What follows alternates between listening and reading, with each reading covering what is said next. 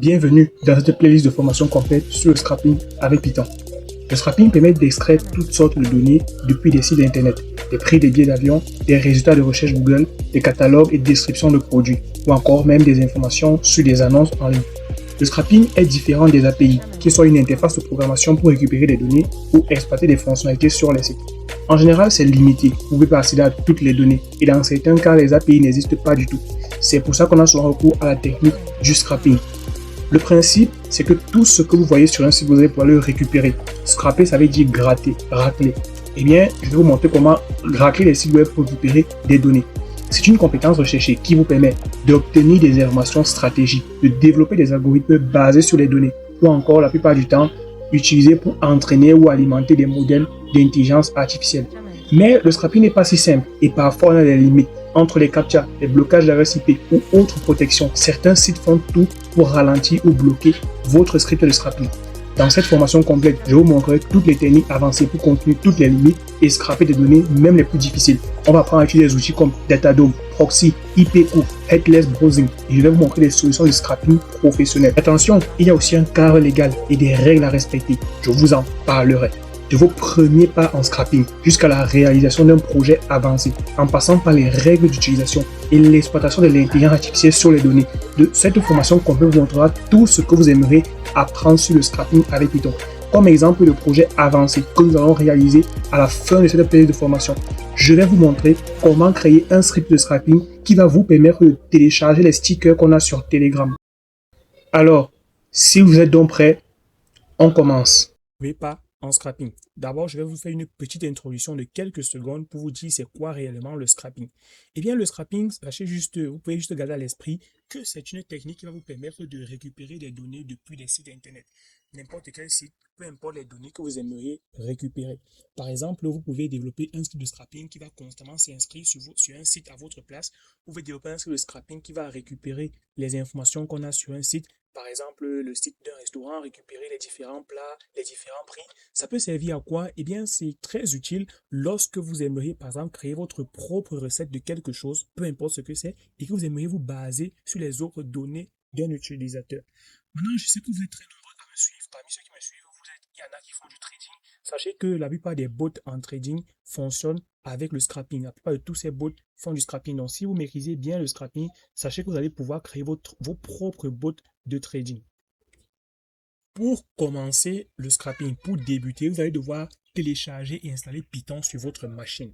Donc, vous allez vous rendre sur le site de python.org. Voici le lien que je vous donne. Vous aurez tous les liens dans la description de cette vidéo et vous allez rédiger sur le site officiel de Python. Vous allez cliquer sur la catégorie téléchargement qui sera en anglais pour vous download et vous allez venir ici sur Python 3.14.5. Vous allez cliquer dessus et ça va vous lancer le téléchargement de l'outil de Python. Il est là. Bon, moi, je ne vais pas le télécharger parce que j'ai déjà Python installé sur ma machine. Deuxièmement, nous allons devoir utiliser un IDE, un environnement de développement intégré. C'est le logiciel sur lequel nous allons écrire notre code. Pour ma part, je vais utiliser PyCharm, qui est ce logiciel-ci, c'est la référence dans le domaine du Python. Mais vous pouvez aussi utiliser Visual Studio Code si vous avez un PC trop lent ou qui est sous 32 bits. Moi, je vais utiliser PyCharm. Je vais vous mettre le lien dans la description. Donc, vous allez venir sur le site de PyCharm, vous allez cliquer ici sur la partie Download si vous êtes sur Windows et vous allez sélectionner .exe Windows pour télécharger pour Windows. Et ensuite, tout est bon. Donc, une fois que c'est fait, vous allez lancer PyCharm et on va commencer. Ok, pour l'apprentissage sur le scrapping, pour les tests, etc., nous allons scraper le site web de mon réseau social. Pour ceux qui ne sont pas au courant, j'ai développé mon réseau social il y a quelques temps de cela et nous sommes déjà à 150 utilisateurs. Je vous invite vivement à visiter le site du réseau social. Donc, lorsque vous arrivez sur le site, donc voici comment ça se représente. On vous propose de visiter la version web, donc d'utiliser la version web du réseau social. Vous pouvez cliquer juste ici et ça vous dirige directement sur le site web du réseau social. Vous créez un compte où vous allez vous connecter directement avec vos identifiants sur le réseau social. Ou encore, vous allez tout simplement, lorsque vous arrivez sur le site du réseau social, on vous propose de télécharger la version APK, donc l'application qui est le réseau social. Vous téléchargez l'application sur votre téléphone. Donc voilà le réseau social. Vous pouvez faire même des notes vocaux parce qu'effectivement, c'est ce qu'on peut faire sur le réseau social. On peut poster, lorsqu'on fait un post, vous pouvez créer une note vocale, poster ce que vous voulez, etc. Vous aurez le lien dans la description. Ce réseau social, il est encore en cours de développement. Donc, je suis en train de l'améliorer, en fait, en cours d'amélioration. J'apporte des modifications. Vous avez des shorts, vous pouvez écrire des messages, vous pouvez envoyer des invitations, etc. Donc, nous allons scraper le site web de téléchargement de mon réseau social.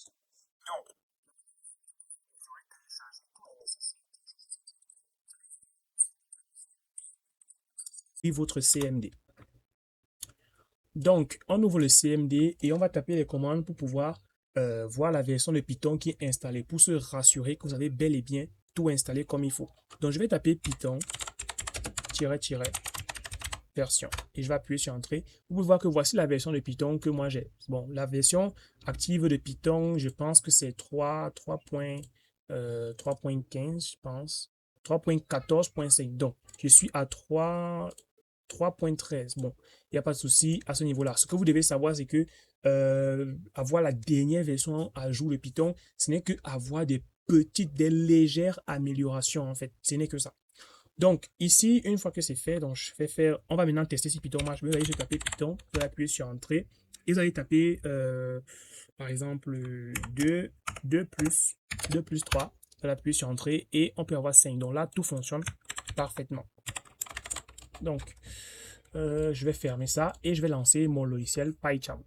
J'ai déjà construit un projet complet que j'ai mis sur un repo GitHub. Je vais vous mettre le lien dans la description. Vous allez aller sur le GitHub, sur le repo GitHub, et vous allez pouvoir télécharger ce code en silence. Donc, une fois PyCharm lancé, vous allez créer un tout nouveau fichier. Alors, je vais faire un clic droit. Vous n'allez pas avoir tout ceci. Ça, le fichier care.py, c'est le fichier de mon réseau social. C'est ce fichier-ci qui contient le code Python qui passe sur Telegram, scraper les stickers et envoyer sur le réseau social. Ça fait partie du projet avancé que nous allons voir dans le scrapping. Vous allez faire un clic droit comme ça sur le dossier et on va créer un Python file. Donc ici, je vais mettre main. Et là, vous allez avoir cette interface. Vous allez pouvoir écrire du code. Tandis ici, on va voir la gestion de nos différents fichiers.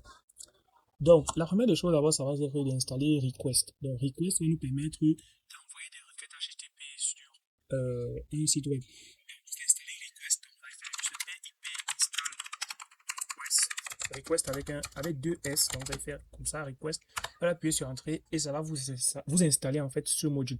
Moi, je l'ai déjà installé. C'est pour ça que ça s'affiche comme suit. Donc, une fois request installé, vous allez venir ici et vous allez juste faire un import request. Tout simplement. Et si vous allez juste là et que vous faites un clic droit, ensuite run main, comme ça, on peut voir que là, on n'a pas de souci, tout marche bien. Donc déjà, je devais vous rappeler que pour bien suivre cette formation de scrapping, vous devez avoir des bases en Python. Maîtriser au moins les variables, les fonctions, les boucles, les conditions, et etc. Donc, une fois que vous avez donc importé request, on va venir ici créer une variable qui va ranger le lien du site qu'on aimerait scraper. Donc, je vais faire ici URL qui va être ici égal. Vu que ça va être un champ de texte, je vais mettre ces guillemets là et je vais copier le lien de mon site web. Donc, vous allez venir ici et effectivement, vous devez mettre le protocole de sécurité dans le HTTPS avec les 2 points, 2 slash et vous allez mettre ensuite le lien du réseau social orbitpost.vsl.app. Alors, une fois que c'est fait, vous pouvez venir par exemple ici, on va juste essayer de faire un print et on va juste imprimer par exemple URL pour retourner juste le lien en console. Donc, si j'appuie sur Run, on va voir en console notre lien. Mais là, on n'a pas du tout scrappé. Ça, c'était juste pour un test. On peut voir que tout fonctionne parfaitement sur ce niveau-ci. Ok, maintenant, ce que nous allons faire, on va vraiment scraper ce site-là plutôt simple. Donc ici, je vais retirer le print de URL. Ici, ce que je fais, je vais créer une variable response. Response va être égal à request. Donc ici, ce que j'essaie de faire, c'est initialiser tous les éléments. Donc en faisant juste URL get.url. Donc request.getURL. Tout simplement. Si le nom de votre variable de lien, c'est par exemple lien, vous allez juste mettre ici lien. Donc je vais mettre ici tout simplement un dièse et je vais mettre variable du site à scraper tout simplement. Ici maintenant, ce que je fais, je vais créer une variable HTML qui va faire un response.text. Ça va nous permettre d'afficher du code, d'avoir en fait du code HTML. Et je vais afficher cela juste en faisant ici un print et je vais afficher HTML. Ça va me permettre d'afficher son code. Et ici, je vais dire que c'est la fin. Donc, et je vais juste faire un print fin du scrapper. OK. Et là, si je fais un run, tout simplement, je vais avoir un code HTML en console. Et vous voyez que dans mon terminal, j'ai un code HTML et j'ai ici fin du scrapper. Si vous venez sur votre navigateur et que vous faites un clic droit, donc quand vous êtes sur le site, vous faites un clic droit inspecter, vous allez constater que on va voir le code HTML. Donc on a ce code qui est affiché dans votre inspecteur. Donc ici, tout fonctionne parfaitement. Donc là, vous voyez que vous pouvez copier ce code, vous mettez dans un fichier. Mais maintenant, on va passer à d'autres choses. Je vais vous montrer le status code. Ce que vous devez savoir, c'est que lorsque vous scrapez un site, quand vous lancez une requête, quand vous scrapez un site, lorsque vous appuyez sur Run, ça envoie une requête sur un serveur. Le serveur lui retourne maintenant une réponse et le code récupère juste le code HTML et vous l'affiche en console. Donc déjà, je vais vous montrer le status code. Le status code, c'est l'élément qui permet de savoir si le script a bien fonctionné, s'il n'y a pas d'erreur. Et là, à partir du status code, on peut maintenant détecter l'erreur qu'on a dans le script quand on l'envoie sur le serveur ou encore de détecter si la requête a bien fonctionné. Donc, pour voir notre status code, vous pouvez, bon, par exemple, on va faire ici, on peut cliquer sur l'icône qui nous permet de débugger notre code. Donc, pour run en voyant directement dans le débugger, donc si vous venez, je pense que c'est quelque part ici, terminal, problème, bon, comme ça, faire un clic droit, run, debug, simplement. Alors, on doit normalement avoir quelque chose, bon, peu importe. Le plus important va être à passer. Je vais faire une formation. Lors de sur ma partie de formation complète sur le langage Python, disponible sur ma chaîne Radio Développeur, je vous explique tout ça. J'ai pas trop encore le temps de rentrer dans tous les détails en fait. Donc ici, ce que nous allons devoir faire, on va supprimer ce code-ci. Donc à partir de ceci, on supprime ce code pour pouvoir mettre en place notre status code. Ici, ce qu'on va tout simplement faire, ça va être de mettre une condition.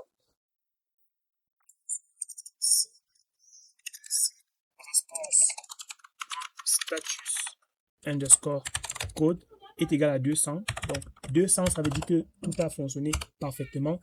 Alors, on va créer ici une variable HTML. Donc, HTML va être égal à response.text et on va faire ici un print HTML. Maintenant, si c'est pas possible, tout simplement, entre parenthèses, erreur au niveau du, et ici je mets une concaténation plus response.status code, tout simplement. Bon, là, response.status code, response et blablabla. Je vais donc cliquer sur Run, tout simplement, et on va voir ce que ça donne. Ok, là, on n'a pas de souci. On a oublié de mettre le print fin du code, fin du code, tout simplement. Et voilà. On va cliquer sur Run. Et là, on nous dit bel et bien fin du code. Maintenant, là, nous, ce qu'on va faire, ça va être de sauvegarder cela dans un fichier. On va sauvegarder cela dans un fichier. Pour sauvegarder dans un fichier, ça va être très simple. À ce niveau-ci, plutôt que d'imprimer directement le code en console, on va ici faire un F qui va être égal. Ça va nous permettre d'ouvrir un fichier. Open, entre parenthèses, je vais l'appeler index.html. Tout simplement, et je vais mettre ici une virgule, je vais mettre le W pour me mettre en mode write, donc en mode écriture, pour écrire à l'intérieur de ce fichier là. Et le souci maintenant, c'est que si vous faites juste ça, ça va fonctionner, mais vous n'allez pas avoir les encodages. L'encodage, c'est le fait que vous ayez ceci sur un site. Par exemple, vous voyez ici, on a un E avec l'accent, on a un I, donc tout ce qui est accent, apostrophe, l'encodage va vous permettre de récupérer aussi cela. Donc, ce qu'on fait, c'est qu'on va mettre ici encoding qui va être égal. On peut mettre bel et bien le UTF-8, mais vu que nous ne connaissons pas quel est l'encodage que le site utilise, bon, moi je connais parce que c'est moi qui développe le site, mais si vous ne connaissez pas, ce que vous allez faire, vous allez mettre ici un response.apparent underscore encoding. Ça va permettre à votre script de connaître quel est l'encodage que le site utilise et récupérer cela directement. Ensuite, ici, on a un f.write entre parenthèses HTML. Ça va nous permettre d'écrire du code dans le fichier. Et ensuite, on va faire un f.close pour fermer cela. Donc, on ferme tout simplement. Et ici, je vais mettre un print. Ça va tout simplement me dire fin. Donc, je vais faire ici un print tout simplement. Donc, on va y arriver. Print fin du scrapper. Et je vais tout simplement dire ici que cela a été enregistré. Donc, fin du scrapper, enregistré dans le fichier index.html. Vous pouvez juste mettre une variable qui va récupérer sur le nom du fichier et mettre ça à ce niveau-là. Donc, ce que je fais maintenant, c'est que je run, j'appuie sur run, tout simplement. Un fichier index.html apparaît et on met ici fin du scrapper. Si je double-clique sur le fichier, vous allez voir qu'on a bel et bien un résultat qui nous a été retourné. Donc, jusque-là, tout fonctionne donc parfaitement. Ceci était donc tout pour cette première partie de cette formation complète sur le scrapping avec Python. Je vous invite donc dans la deuxième partie de cette formation où nous allons voir ensemble l'utilisation de Beautiful Soup.